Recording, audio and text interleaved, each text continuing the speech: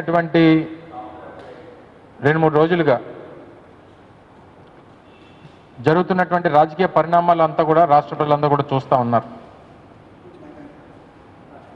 ఈ రాజకీయ పరిణామాలకి రాష్ట్రంలో శాంతి భద్రతలు పూర్తిగా నిర్వీర్యం అయిపోవడానికి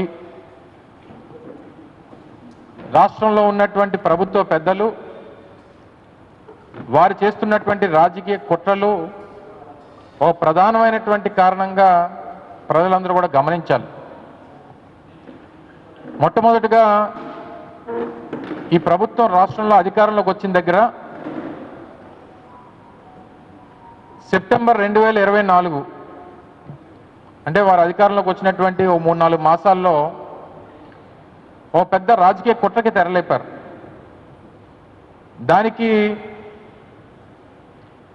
కలియుగ దైవం వెంకటేశ్వర స్వామి వారి ప్రసాదాన్ని వారి కుట్రలో భాగంగా అందులో పంది కొవ్వు కలిసిందని, జంతు కొవ్వు కలిసిందని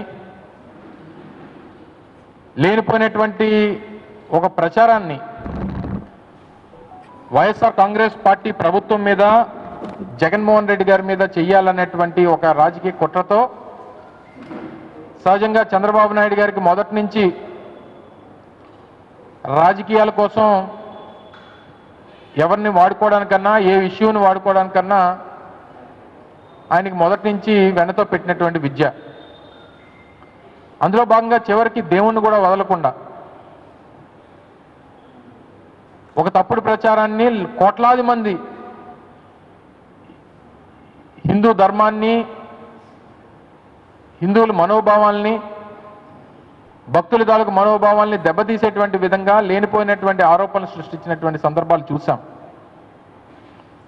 చివరికి దాని మీద మేము కూడా స్పందించడం, నేరుగా తర్వాత కోర్టుకి, సుప్రీంకోర్టుకు వెళ్ళడం, సుప్రీంకోర్టు సిబిఐ ద్వారా సిట్ని ఏర్పాటు చేయడం, దాదాపు 1.5 సంవత్సరం తర్వాత దగ్గర 14-15 మాసాలు పూర్తయిన తర్వాత మొన్న సిట్ సిబిఐ ఛార్జ్షీట్లో ఎక్కడా కూడా యానిమల్ ఫ్యాట్ అనేటువంటిది లేదు అనేటువంటిది నిర్ధారణ చేసింది. చేసిన దగ్గర నుంచి ఈ పాపం మనకు ఎక్కడ చుట్టుకుంటుంది, ముఖ్యంగా హిందువుల తాలూకా మనోభావాలతో మనం ఆటలాడుకున్నాం. కోట్లాది మంది భక్తుల తాలూకా ఆరాధ్య దైవం అయినటువంటి కలియుగ దైవం వెంకటేశ్వర స్వామి తాలూకా ప్రసాదాన్ని మనం రాజకీయానికి వాడుకున్నాం. ఈరోజు ప్రజలకు ఏమని సమాధానం చెప్తాం? ఈరోజు వైఎస్ఆర్ కాంగ్రెస్ పార్టీ అడుగుతున్నటువంటి ప్రశ్నలకు, వారి మీద మనం చేసినటువంటి దుష్ప్రచారానికి ఏ రకంగా మనం సమాధానం చెప్పుకుంటాం అనేటువంటి భావనలో ఉన్నటువంటి తెలుగుదేశం పార్టీ లేదా కూటమి ప్రభుత్వం విద్వేషాలను రెచ్చగొట్టేటువంటి విధంగా ప్రేరేపించేటువంటి కార్యక్రమాలకి గడిచినటువంటి 3-4 రోజులుగా రాష్ట్ర వ్యాప్తంగా ఎక్కడికక్కడ ఫ్లెక్సీలు ఏర్పాటు చేయడం,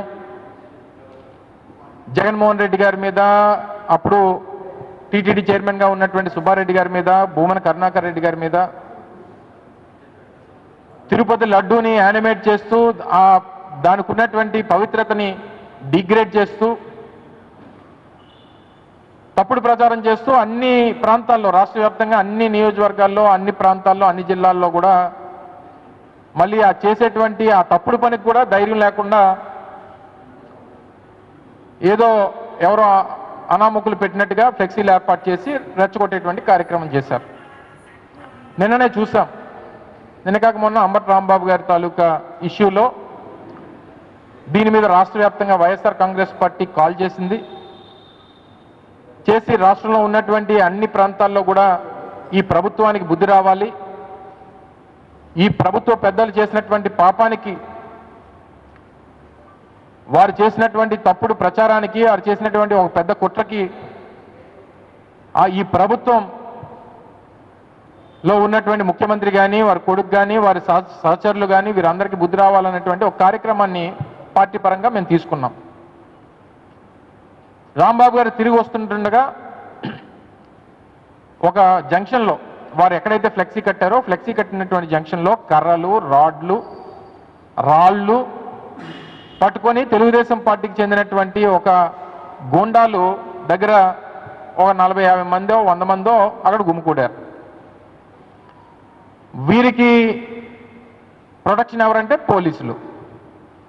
అంటే అసలు కర్రలు రాడ్లు పట్టుకునేటువంటి సందర్భంలోనే వాళ్ళని చెదరగొట్టాల్సినటువంటి పోలీస్ శాఖ వారికి సెక్యూరిటీ ఇస్తూ రాంబాబు గారి కారు వస్తున్నప్పుడు వారు దాన్ని అడ్డగించడం, కుటుంబ సభ్యుల్ని నోటికొచ్చినటువంటి మాటలు బూతులు తిట్టడం, వీరిని ప్రేరేపించడం, కర్రలతో కారుని కొట్టడం, వారిని నోటికొచ్చినట్టుగా ఒకరిద్దరు లేడీస్ అయితే మరి ఎవరో గ్రంథాలయ సంస్థ చైర్మన్ అంట అక్కడ గుంటూరు, వారు నోటికొచ్చినటువంటి బూతులు తిట్టారు. సహజంగా ఆ మాస్ ఆ ఇన్సిడెంట్లో ఎవరన్నా సరే రియాక్ట్ అవ్వాల్సినటువంటి పరిస్థితి వస్తుంది. మానవ జన్మ ఎత్తినటువంటి ఏ ఒక్కడన్నా సరే రియాక్ట్ అవుతూ ఉంటారు. ఆ ఇన్సిడెంట్ దానికి major failure law and order. సరే, తెలుగుదేశం పార్టీ నాయకులు గూండాలు అంతకంటే గొప్పగా ప్రవర్తిస్తారని చెప్పి ఎవరు ఊహించాం. అటువంటి పరిస్థితులు వచ్చినప్పుడు పోలీస్ శాఖ స్పందించాల్సినటువంటిది, రియాక్ట్ అవ్వాల్సింది, అక్కడ ఉండి వారికి సెక్యూరిటీ ఇచ్చింది.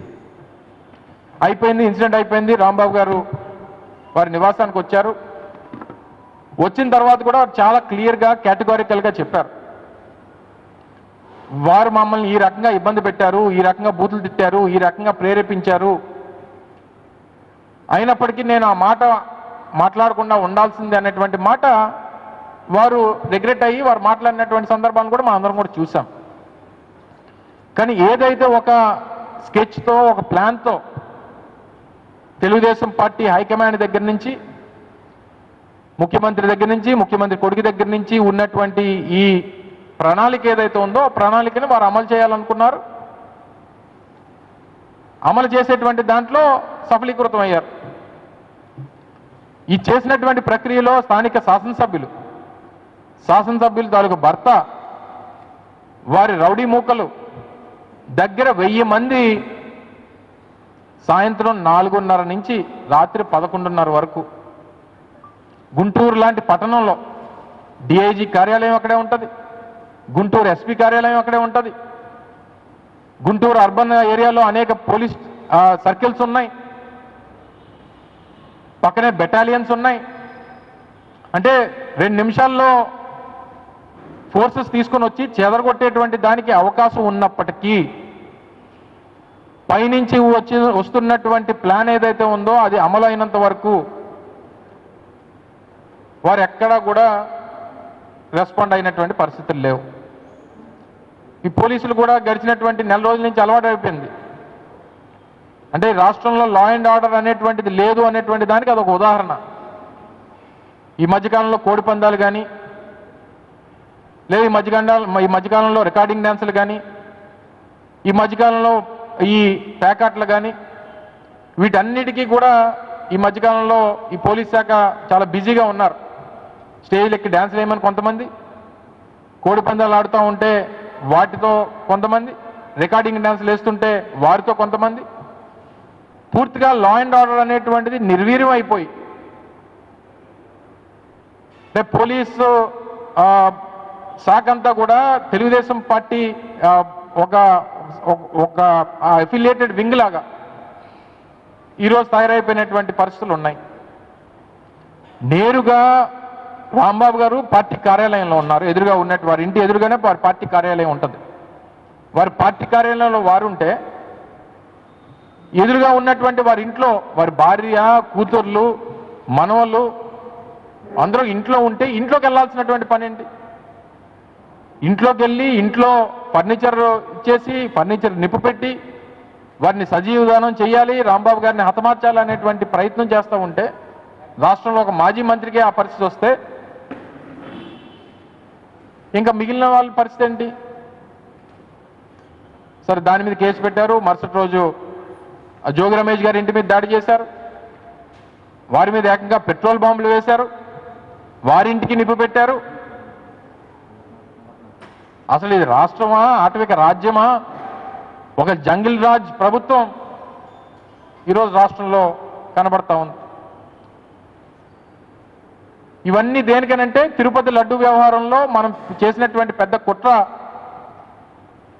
ఇందులో మనం సఫలీకృతం అవ్వలేదు, మనం రాజకీయంగా దెబ్బతిన్నాం అనేటువంటి ఈ కూటమి ప్రభుత్వం తాలూకా ఆలోచనాన్ని ప్రజల తాలూకా దృష్టిని మరల్చాలి, డైవర్ట్ చేయాలనేటువంటి ఉద్దేశంతో చేపట్టినటువంటి ఇష్యూస్ ఇవి. రెండో పక్క మేజర్గా రెండు ఇష్యూస్ ఏవైతే మేజర్గా ఉన్నాయో ఈ రెండు ఇష్యూస్ని రాష్ట్రంలో ఉన్నటువంటి ప్రజల నుంచి డైవర్ట్ చేయడానికి టేకప్ చేసినటువంటి ఒక పెద్ద విధ్వంసం ఇది. ఒకటి తిరుపతి లడ్డూకు సంబంధించినటువంటి వ్యవహారం ఒకటైతే, రెండోది విశాఖపట్నంలో ఉన్నటువంటి గీతం సంస్థకి, అంటే చంద్రబాబు నాయుడు గారి తాలూకా కుటుంబం చేస్తున్నటువంటి భూ దోపిడీని, ఈ 5,000 కోట్ల రూపాయల భూ దోపిడీ ఏదైతే ఉందో దీని నుంచి కూడా ప్రజల తాలూకా దృష్టిని మరల్చాలన్నటువంటి ఒక ఉద్దేశంతో చేపట్టినటువంటి ఇష్యూస్. ఒకటి తిరుపతి లడ్డు, రెండు చంద్రబాబు నాయుడు గారి కుటుంబం భూదోపిడి. ఈ రెండు సబ్జెక్ట్స్ని ప్రజల్లో పెద్ద ఎత్తున చర్చ జరుగుతూ ఉంది అనేటువంటి ఒకే ఒక నెపంతో చేపట్టినటువంటి విధ్వంసం ఇదంతా కూడా.